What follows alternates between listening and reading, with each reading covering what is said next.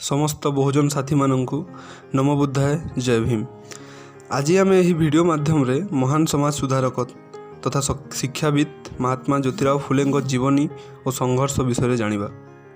Video को शेष पर्यंत देखंतु और चैनल को सब्सक्राइब करने को भूलंतु नहीं। महात्मा फुले जन्म 11 एप्रिल 1827 रे सातारा महाराष्ट्र रे होइथिला। तांको पूरा नाम थिला ज्योतिराव गोविंदराव फुले। तांको मातांको नाम चिमनाबाई और पितांको नाम गोविंदराव फुले थिला। से एक ओबीसी माली परिवार रे जन्म ग्रहण करिथिले। तांकु मात्र 1 वर्ष बयस हेउथिबा बेले तांको मांकर मृत्यु होइगला और तांको पालन सगुनाबाई नामक जड़े महिला करिथिले। 7 वर्ष बयस रे से स्कूल शिक्षा आरंभ करिथिले और प्राथमिक शिक्षा शेष करिबा परे निज पारिवारिक फूल व्यवसाय रे नियोजित हेले। तत्कालीन समय रे शूद्र मानकर उच्च शिक्षा रे भागीदारी नथिला, किंतु महात्मा फुले परे उच्च शिक्षा पाई एक स्थानीय स्कॉटिश मिशन हाई स्कूल रे नाम लेखाई 1847 मसीह रे इंग्राजी शिक्षा संपूर्ण कले। से मात्र 13 वर्ष बयस रे माता सावित्री बाई को विवाह करथिले। 1848 मसीहार एक घटना फुलेंकर जीवनर एक महत्वपूर्ण घटना थिला, जहाँ तांको जीवनर धारा परिवर्तन करदेला। महात्मा फुले जड़े ब्राह्मण सांगर मैरेज सेरेमनी रे जाइथिबा समय रे सेठारे उपस्थित थिबा ब्राह्मण लोक माने तांको शूद्र कही अपमानित कले और तिरस्कार कले। सेठारे लज्जित होई से फेरी आसिले। एही घटना रे से क्षुब्ध होई जातिवादर समाप्ति उपरे कार्य करबाकू लागिले। से अछुआ मानकर स्थिति देखि दुखित होई गले। समाज रे जातिगत भेदभाव तांको मानस पटल रे दृढ़ कुठारघात कला।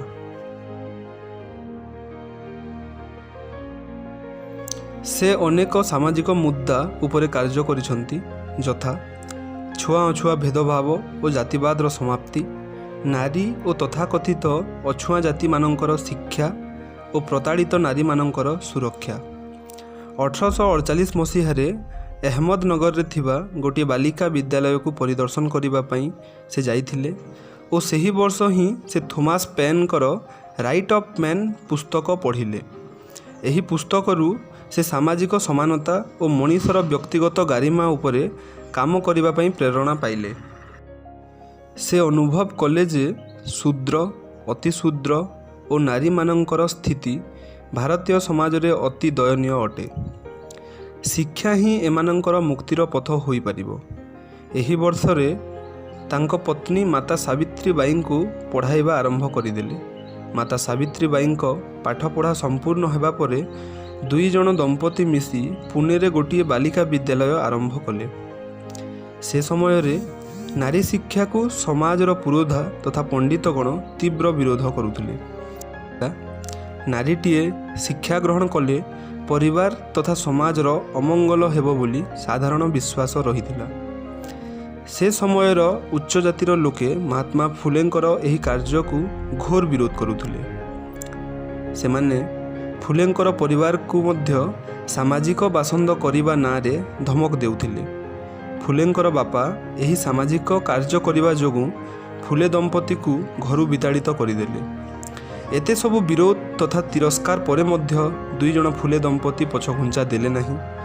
तांकर जड़े सांग उस्मान शेख और तांको भौणी माता फतिमा शेख 2 जन को निज घरे आश्रय देइथिले एवं निज घरे विद्यालय खोलिबा पई पूर्ण साहाय्य सहयोग कले। परवर्ती समय रे महात्मा फुले, माता सावित्रीबाई फुले और माता फतिमा शेख मिसी अछुआ जातिर शिशु मानक पई एक विद्यालय आरंभ करिथिले। 1852 मसीहा पर्यंत सेमाने 3टी बालिका विद्यालय खोली 273टी झील को शिक्षित करदेले। महात्मा फुले अछुआ जाति मानक उपरे हेउथिबा अन्याय अत्याचार घोर विरोध करुथिले।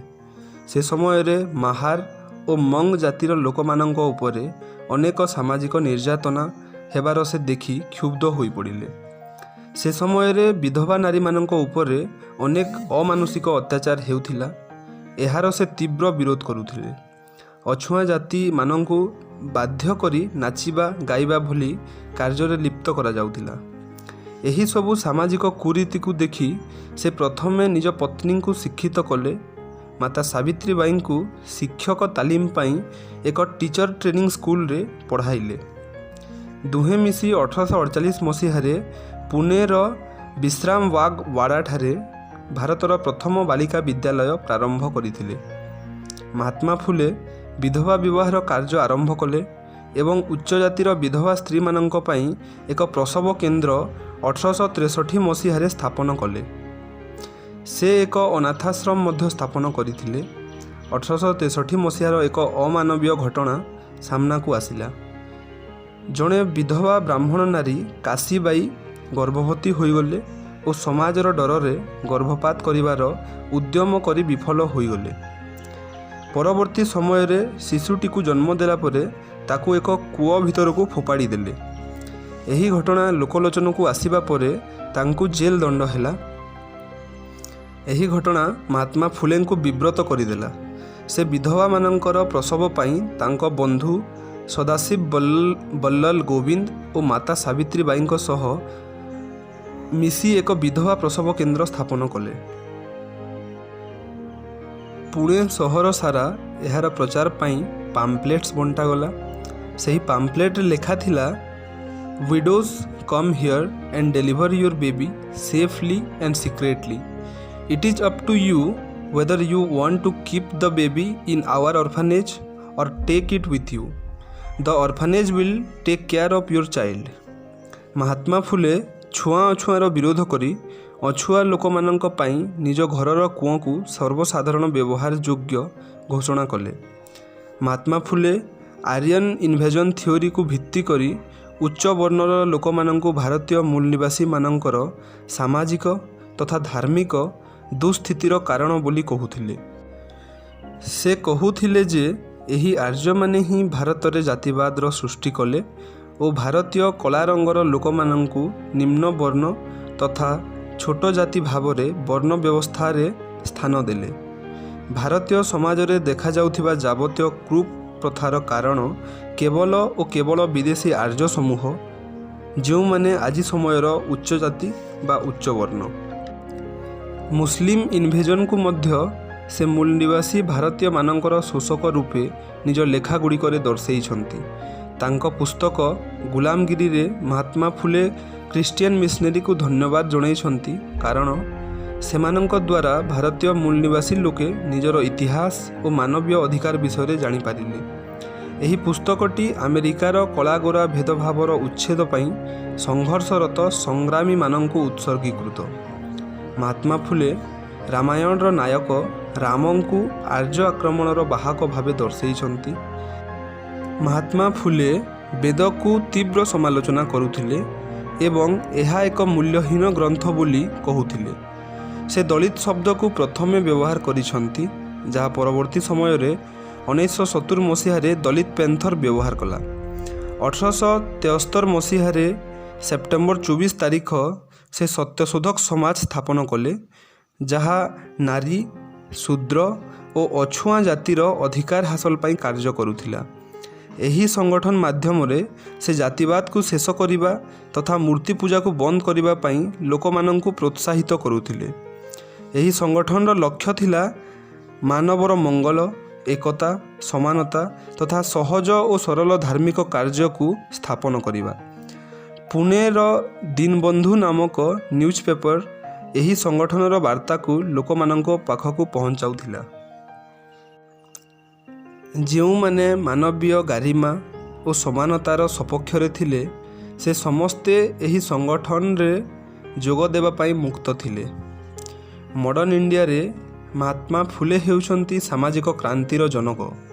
Baba Saheb doctor B.R. ଆମ୍ବେଦକର ମହାତ୍ମା ଫୁଲେଙ୍କୁ ନିଜ ଗୁରୁ ଭାବରେ ଗ୍ରହଣ କରିଛନ୍ତି। ମହାତ୍ମା ଫୁଲେ ନିଜ ଜୀବନ କାଳ ମଧ୍ୟରେ ଅନେକ ପୁସ୍ତକ ରଚନା କରିଛନ୍ତି। ତନ୍ମଧ୍ୟରୁ 1855ରେ ତୃତୀୟ ରତ୍ନ, 1869ରେ ବ୍ରାହ୍ମଞ୍ଚେ କସବ, 1869ରେ ଛତ୍ରପତି ଶିବାଜୀ ରାଜେ ଭୋସଲେ ବା ଲାଇଫ୍ ଅଫ୍ ଶିବାଜୀ, 1873ରେ गुलामगिरी। 1881 से तो करियाच अशुद्ध बा किसान का कूड़ा और 1899 सार्वजनिक सत्य धर्म पुस्तक इत्यादि अन्यतम। महात्मा फुलेंकर लेखागुड़िक आज मध्य आमको प्रेरणा दिए। अनेक गुड़िए बहुजन विचारक और बुद्धिजीवी यही पुस्तक पढ़ी बहुजन आंदोलन को उपस्थापन करती। यही पुस्तक गुड़िकरे भारतीय समाज, जातिवाद, छुआ अछुआ भेदभाव, नारीवाद, शिक्षा, अर्थनीति, धर्म तथा अन्यान्य बेस गुरुत्वपूर्ण विषय उपरे वर्णना रही। महात्मा फुलेंकर जीवन संघर्षमय थिला। भारतर बहुजन समाज को सामाजिक, राजनैतिक तथा धार्मिक गुलामी मुक्त करने पाई से अनेक कार्य करिसंती। 28 नवेम्बर 1890 मसीह पुणे सहर में 63 वर्ष बयस तांकर देहांत होइथिला। बहुजन आंदोलन रे संघर्ष करुथिबा प्रत्येक साथी को महात्मा फुलेंक लेखागुड़िक पढ़िबा अत्यंत जरूरी अटे। एही लेखा माध्यम रे से बहुजन समाजर मुक्ति उपरे बेस गुरुत्वपूर्ण पथ निर्देश करिसंती। धन्यवाद।